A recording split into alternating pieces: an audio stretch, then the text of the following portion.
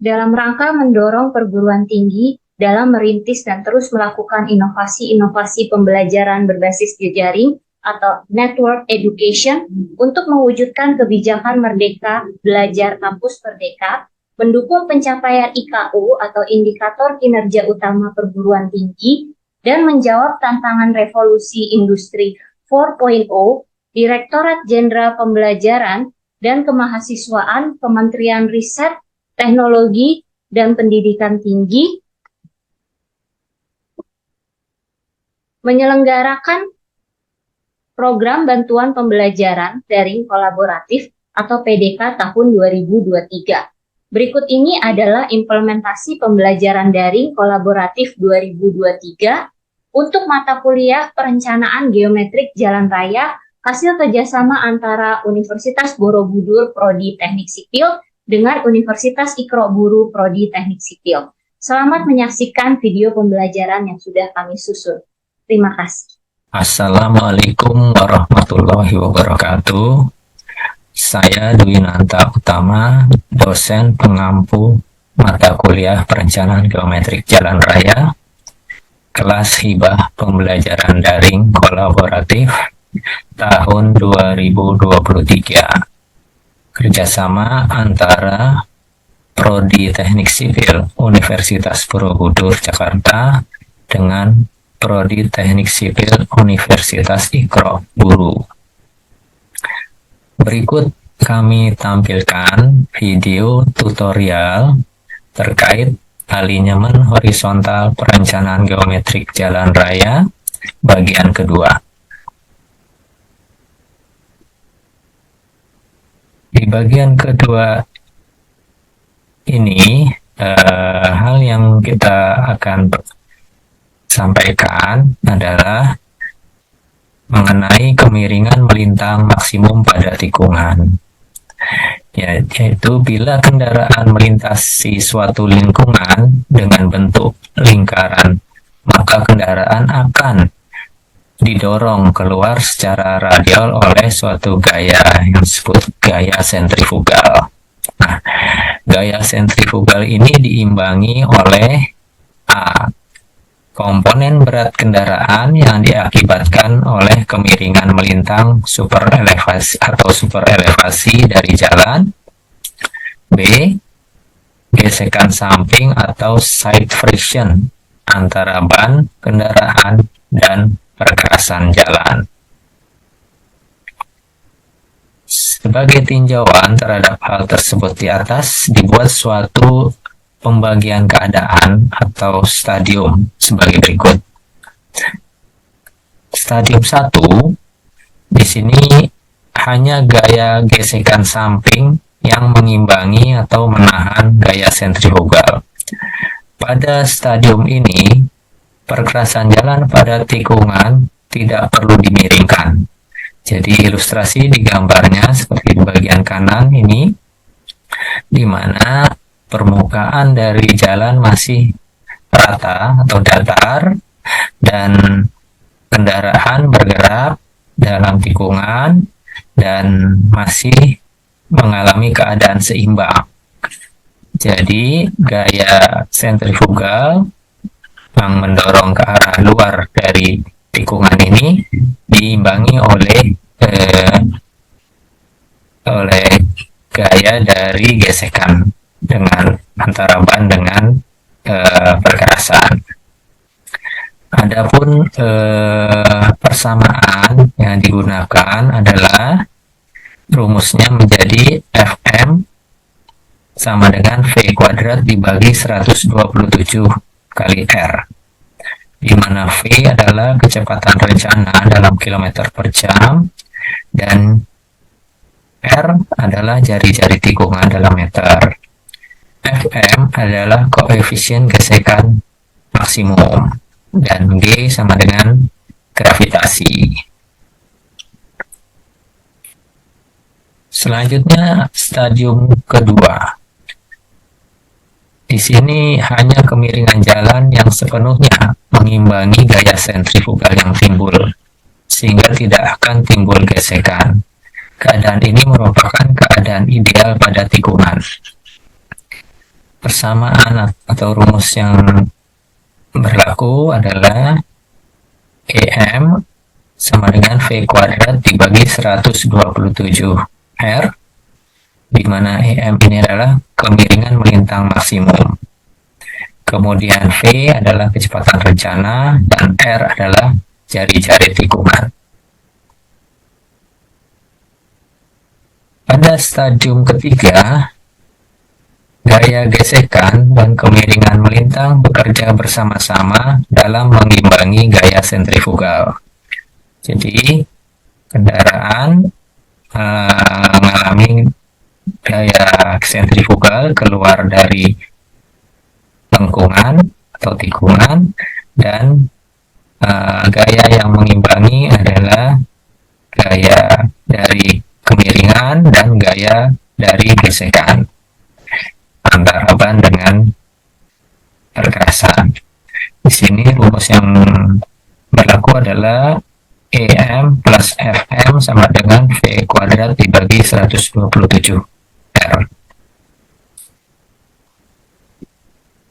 Kemudian rumus-rumus dari ketiga stadium itu dapat digunakan untuk menentukan jari-jari minimum tikungan, di mana yang pertama R minimum sama dengan V kuadrat dibagi 127 FM, kemudian di stadium 2 R minimum sama dengan V kuadrat dibagi 127 EM, dan yang ketiga R minimum stadium 3 R minimum sama dengan V kuadrat dibagi 127 kali EM plus FM.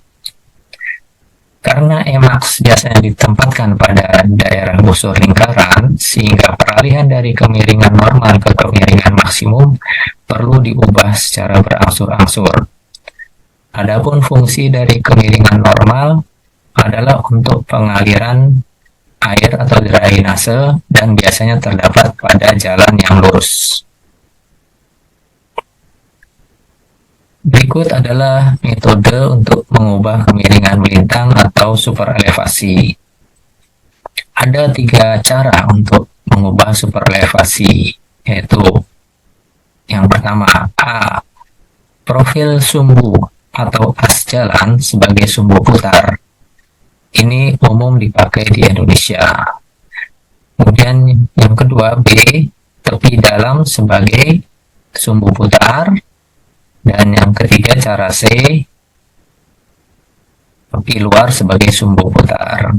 Ilustrasinya bisa dilihat pada gambar di bawah, yaitu cara A dengan sumbu putar menjadi di as jalan. Kemudian cara yang B, ini tepi dalam sebagai sumbu putar. Cara C adalah tepi luar sebagai sumbu putar.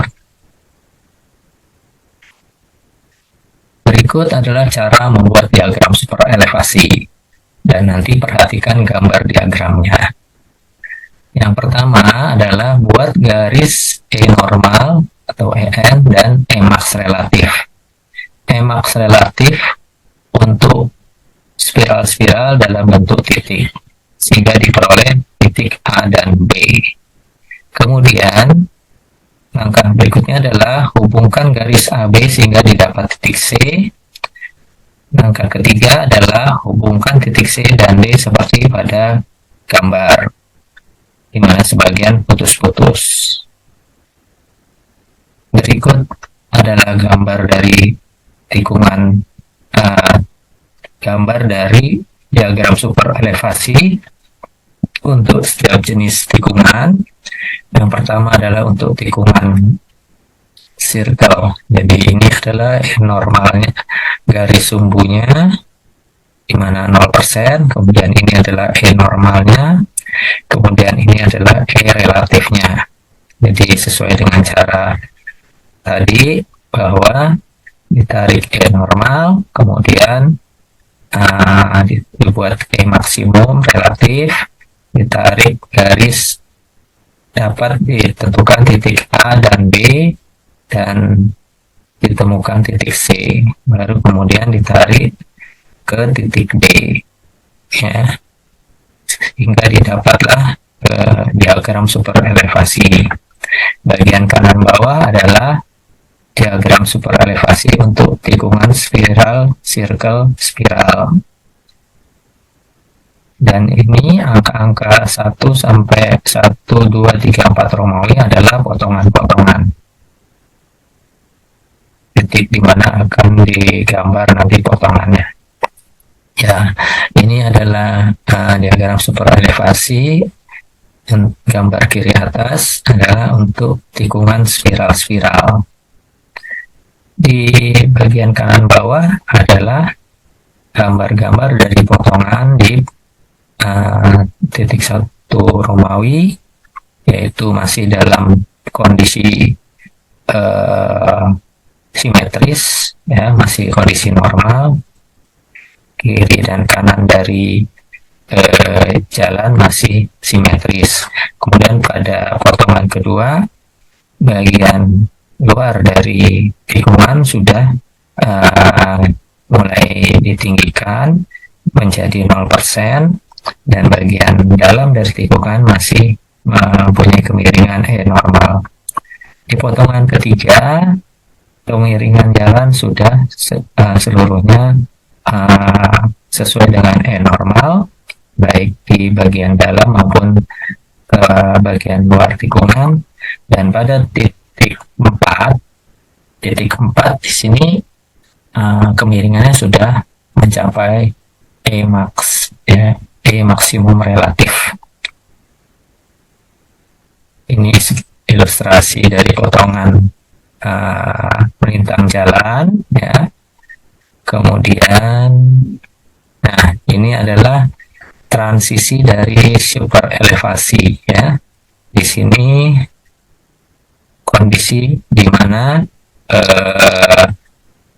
kemiringan masih simetris, ya, di paling ujung kiri simetris, sama-sama 2%, 2%, dan daerah bahunya 5%. Kemudian bergerak ke potongan kedua, maka ini tikungan bagian sisi luar daripada tikungan itu sudah menyesuaikan dengan E normalnya, sama-sama 2%, ya. Untuk sisi dalam masih tetap. Kemudian di titik ketiga ini sudah di sisi luarnya sudah 0%. Kemudian di titik keempat ini sudah meninggi, ya, di 2% sisi luarnya, dan di titik ke-5 dan 6 ini sudah kemiringannya maksimum, ya, kemiringan maksimum relatif. Ini adalah ilustrasi dari potongan-potongan melintangnya. Jadi ini pada titik yang awal masih simetris, kemudian di titik keduanya sudah di bagian sisi luar sudah datar, kemudian di titik ketiganya sudah ada kemiringan, ya. Semakin ke titik berikutnya itu kemiringannya semakin mengarah ke kemiringan relatif maksimum. Ya, ini juga ilustrasi untuk gambar landai relatif, ya. Di sini masih di awal ini masih simetris dengan kemiringan E normal dengan E normal, sisi dalam dan sisi luar. Kemudian di titik TS atau tangan spiral ini sisi luar sudah mendatar atau 0%, sedangkan bagian dalam masih normal. Kemudian berlanjut ke daerah circle-nya, lengkung circle-nya. Di sini kondisinya sudah pada kemiringan E maksimum relatif, ya. Jadi bagian luar dari tikungan ini sudah miring maksimum. Selanjutnya, setelah melewati titik CS di posisi ST, ya, spiral tangens ini kembali lagi bagian sisi luarnya mendatar, ya, 0%. Dan setelah mencapai titik SL, ya, jadi titik SL ini maka kembali ke kondisi normal, ya. Jadi kemiringan antara sisi dalam dan sisi luarnya menjadi simetris sesuai dengan E normal. Demikian tadi materi untuk diagram super elevasi. Selanjutnya kita akan membahas tentang pelebaran perkerasan pada lengkung horizontal. Nah, pelebaran di tikungan dimaksudkan untuk mempertahankan konsistensi geometrik jalan agar kondisi manuver operasional lalu lintas di tikungan dipertahankan sama sesuai tingkat keamanan dan kenyamanannya pada segmen jalan yang lurus. Nah, hal-hal yang perlu mendapat perhatian oleh perencana adalah A. Kesulitan pengemudi untuk menempatkan kendaraan tepat pada tempatnya. Kemudian B. Penambahan lebar jalur yang dipakai untuk kendaraan saat kendaraan melakukan gerakan melingkar. Pelebaran perkerasan di tikungan harus memenuhi gerak perputaran kendaraan rencana sedemikian sehingga persyaratan proyeksi kendaraan tetap pada jalurnya. Selanjutnya, C. Pelebaran di tikungan ditentukan oleh radius belok kendaraan rencana. Kemudian yang D, pelebaran yang lebih dari 0,6 meter dapat diabaikan. Berdasarkan pertimbangan hal-hal tersebut di atas, diperlukan adanya pelebaran perkerasan. Besarnya pelebaran perkerasan bergantung pada beberapa faktor, yaitu radius lengkung, kecepatan kendaraan, jenis dan ukuran kendaraan rencana yang digunakan oleh perencana. Umumnya yang dipakai sebagai kendaraan rencana adalah truk tunggal. Truk tunggal seperti pada gambar di bawah ini. Ya, ini gambar kendaraannya. Nah, ini ilustrasi untuk pelebarannya. Nah, di bagian kanannya ini keterangan notasi untuk rumus yang akan digunakan. Jadi di sini B kecil untuk lebar kendaraan rencana di jalan lurus, B besar lebar perkerasan yang ditempati satu kendaraan di lengkung horizontal, yaitu jarak antara tepi roda sebelah luar ke tepi roda sebelah luar lainnya. C adalah lebar kebebasan samping ke kiri dan kanan kendaraan. Z lebar tambahan akibat kesukaran mengemudi di tikungan dalam meter. BN sama dengan lebar total perkerasan pada bagian lurus dalam meter. BT adalah lebar total perkerasan di lengkung horizontal dalam meter. N adalah jumlah lajur. P sama dengan jarak antara sumbu kendaraan rencana dalam meter. A sama dengan tonjolan depan kendaraan rencana dalam meter. P sama dengan kecepatan rencana dalam kilometer per jam. Dan RI sama dengan radius lajur sebelah dalam dari lengkung horizontal dalam meter. Nah, berikut adalah penentuan besarnya pelebaran perkerasan pada lengkung horizontal berdasarkan ASTO 2004. Jadi, akibat off tracking, B sama dengan B kecil plus R dikurang, ini akar ya, akar dari R kuadrat minus B kecil kuadrat. Kemudian akibat tonjolan depan, TB sama dengan akar R kuadrat plus A kali 2B plus A minus R.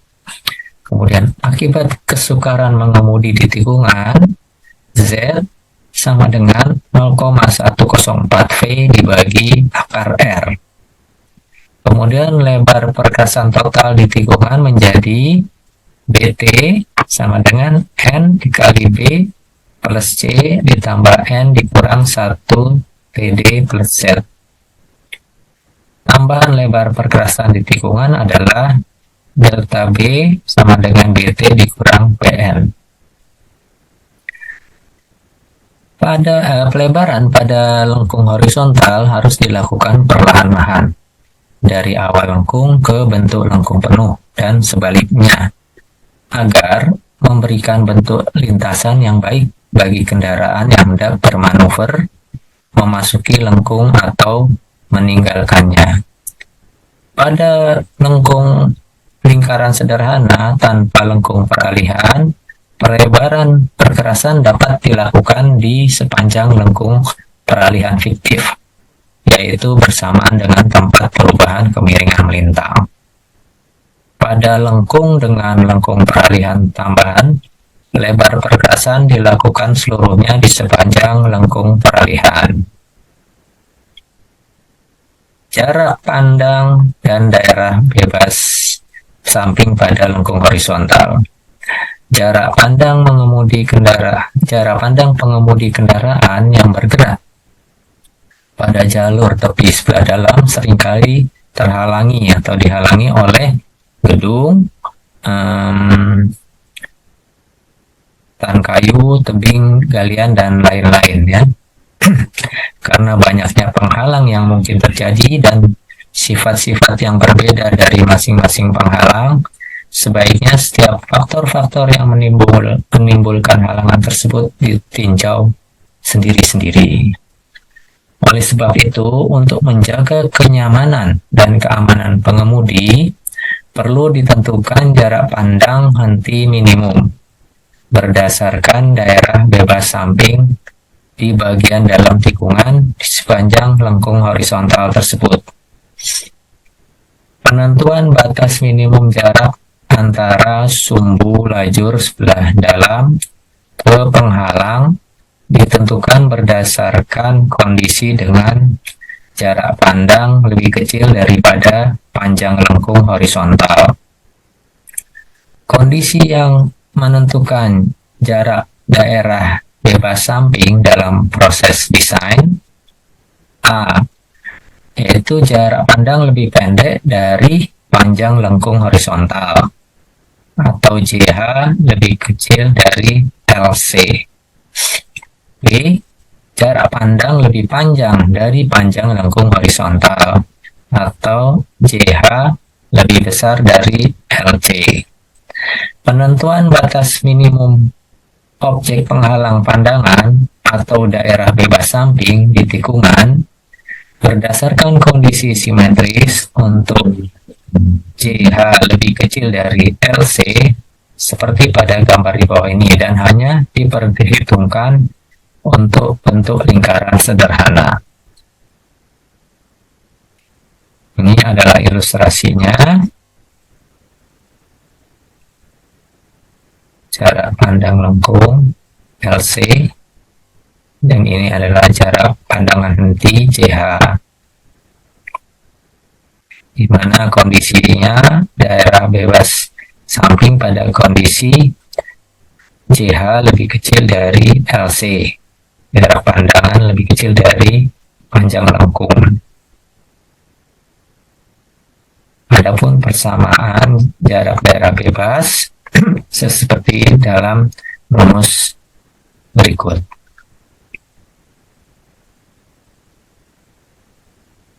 Nah, selanjutnya persamaan-persamaan tersebut dapat juga digunakan untuk jarak pandang menyiap pada jalan dua jalur dua arah. Gambaran nilai M untuk berbagai kecepatan rencana berdasarkan jarak pandang seperti pada gambar di samping ini. Jadi untuk menentukan gambaran nilai M, ya, bisa juga menggunakan kurva di sebelah kanan ini, ya, di sini, ya. Jadi untuk